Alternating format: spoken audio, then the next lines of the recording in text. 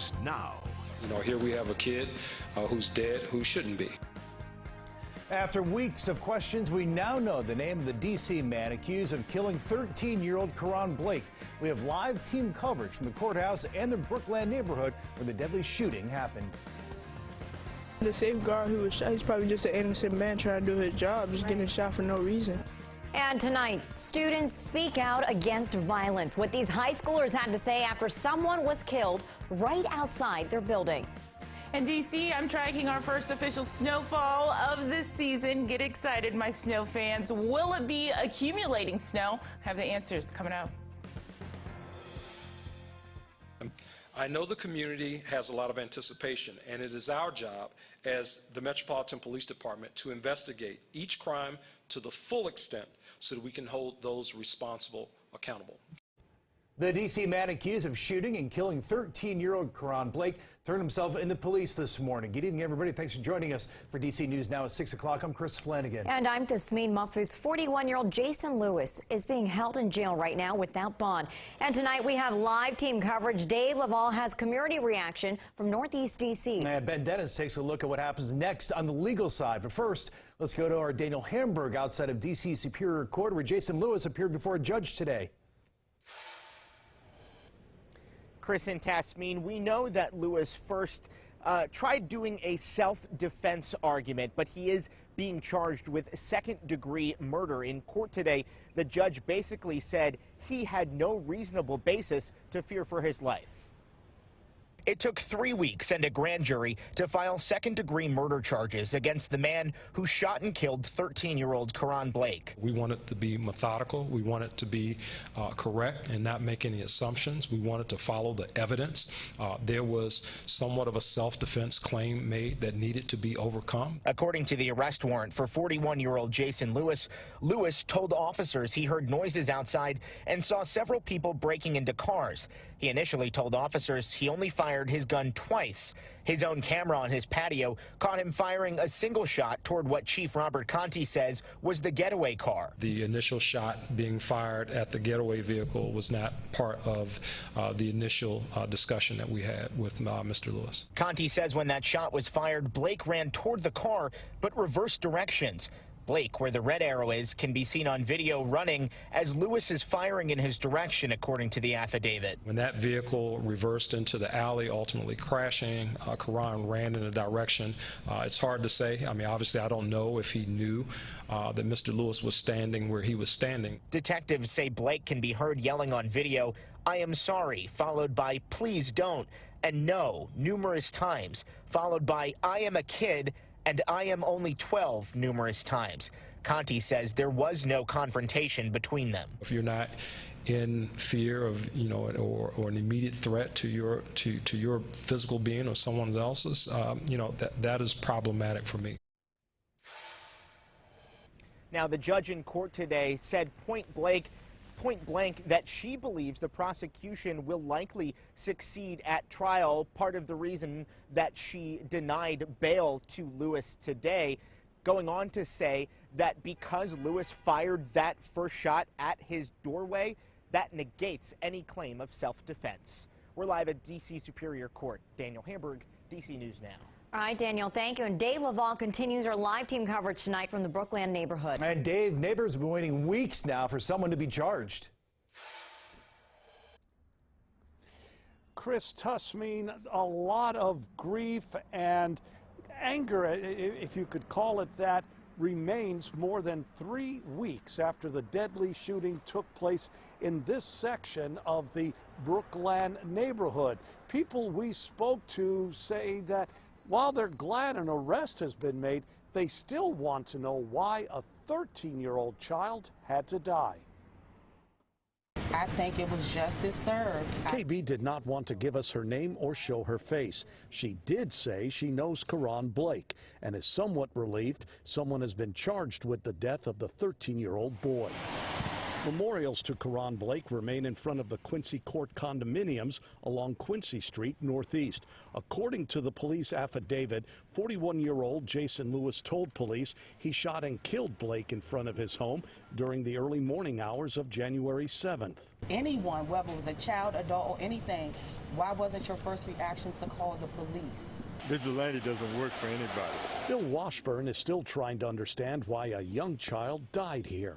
To shoot first and then find out you just killed a 13-year-old child.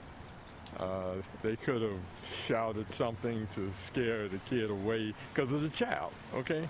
Video shows Blake and two others vandalized 3 cars before Lewis opened fire, according to court documents. It's not like he was a seasoned criminal. He was he's a child without supervision. These kids are crafty. Parents got to get up for work, take their kids to work. We have other children. So please don't blame the parents. I don't blame them at all. Washburn believes he knows part of the problem. This is just what comes from having too many guns out there. It's important to point out Jason Lewis has a conceal and carry permit. Plus, his semi-automatic gun was registered at the time of the shooting. People we spoke to today on camera and off it echoed a lot of calls we've heard lately during meetings that have been held regarding youth violence. They want to see more programs offered by the district to prevent youth crime. We're live in the Brookland community. Dave Laval, DC News Now. Well, D.C. Mayor Muriel Bowser released a statement today saying Karan Blake's death was needless. Too many guns are leading to too many tragedies. She went on to say, while I'm grateful to the community for answering our call for information, I know that we must do more to get guns out of our city.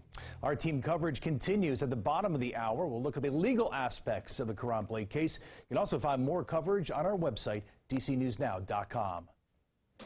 Hi, good evening, everyone. We're going to switch gears for just a slight moment and talk about the weather story across the lower 48. We're actually watching a very broad storm system in the Tennessee Valley, and it's important to us because it's going to make its way across our area really overnight. This will allow us to see our first official snowfall in some sections of the DMV. You can see it's causing freezing rain along with snow across St. Louis into the Memphis area, and slowly but surely we've been dealing with multiple waves of rain, really pretty steady out there across northern Virginia and the southern sections of the district. Farther towards Washington County, Frederick into Montgomery County, you're actually starting to dry out. That's going to be short-lived and really going to watch throughout the rest of the evening, mostly cloudy conditions before we track in that snow. So Fredericksburg into the Stafford area, crossing over the Potomac, you're noticing a few light spots with some drizzle, but that will continue really to fade away. I think the larger weather story, besides the precip, is our daytime highs. Wow, falling off the mark. We're back down about 20 degrees in most locations, 40 degrees only for an official high for today. Let's track in that snow, what to expect in certain locations where we could see rain, a little bit of sleet and snow.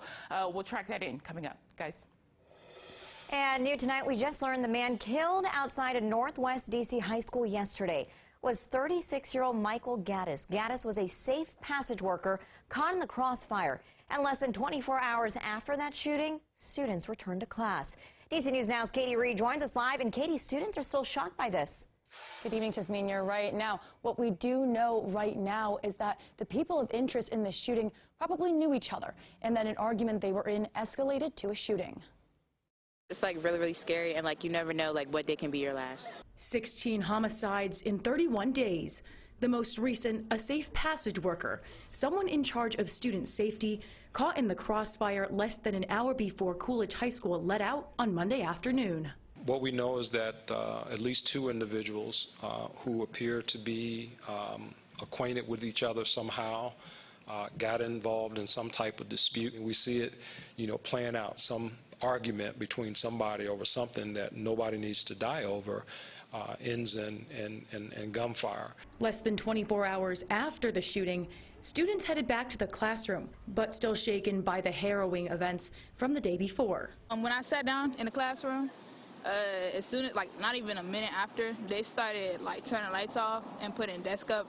at the door, and we had to go to the back of the classroom. Chief Conti says he's tired of it. But who's even more frustrated by the gun violence? Students, especially those who spoke to my coworker Joseph Olmo at Coolidge High School. What, some years ago may have been a fist fight, turned into what it did because someone had a firearm. Even the safeguard who was shot, he's probably just an innocent man trying to do his job, just getting shot for no reason. People are getting laced, people are getting shot at, people are getting jumped, people are getting robbed day to day, back to back. It's just a lot that happens. And it's too normalized. Like, we are too normal. We're not too normal, but we're too accepting of it, right? We're too used to it, and we're not supposed to be, Now, no gun has been recovered from that scene, and police are offering a $25,000 reward for information that leads to the arrest and conviction of whoever killed Michael Gaddis. For DC News Now, I'm Katie Ree. Back to you. And new tonight, Arlington County police say a 14-year-old boy was found in a high school bathroom suffering from a drug overdose. It happened at Wakefield High School. The boy remains in critical condition tonight. 4 other teenagers were evaluated by first responders. Of course, we'll continue to follow this story and keep you updated on air and online on DCNewsNow.com. And now to Capitol Hill. New York Congressman George Santos is stepping down from his 2 congressional committees. Now, he told his GOP colleagues today that the move is temporary. Santos is accused of lying about his resume and family background during his run for the 3rd District in New York. Santos continues to refuse to resign from his House seat. Tesla's self-driving technology now under scrutiny from the Justice Department. The feds have asked Tesla for documents related to Tesla's self-driving software. It comes as the company faces questions on how the driver assist features can still make mistakes when navigating roads. In a regulatory filing, the automaker said no wrongdoing was found in any government investigation. Tesla's website claims the cars cannot drive themselves. Tesla has warned that if the government proceeds with an investigation, it could impact their business. And Americans relying on SNAP benefits will soon see a cut in their monthly payments. The extra money added during the pandemic is expiring for the bulk of states in March. Our Washington correspondent Raquel Martin explains.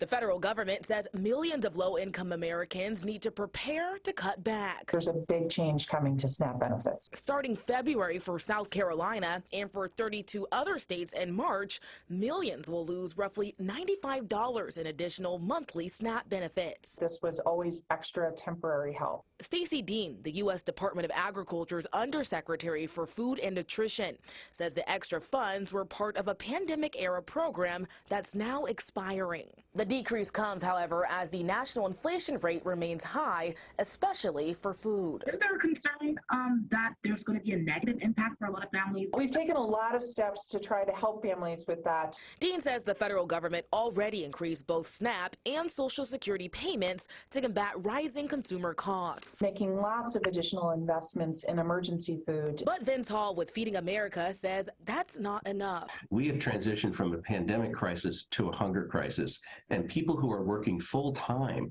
aren't able to afford rent, gasoline, electricity, and food. He expects already long lines at food banks to grow. Is going to create more problems in our mission of making sure that no one goes hungry. To help, he's urging lawmakers to make permanent changes to SNAP in the upcoming Farm Bill. Ultimately, Congress writes the rules. USDA is encouraging families to prepare their budgets and apply for any other food assistance programs. In Washington, Raquel Martin. And as we first told you last night, President Biden plans to end 2 COVID national emergencies that were declared at the start of the pandemic. Now, although some feel like the change is not happening soon enough. So President Biden announced the plans to end the COVID national emergency and the public health emergency on May 11th. However, some Republicans believe that the emergency should be declared over immediately, and they're introducing bills to override the president's decision. Still, some Democrats fear that ending the emergency too quickly could create dangerous disruptions in the healthcare industry.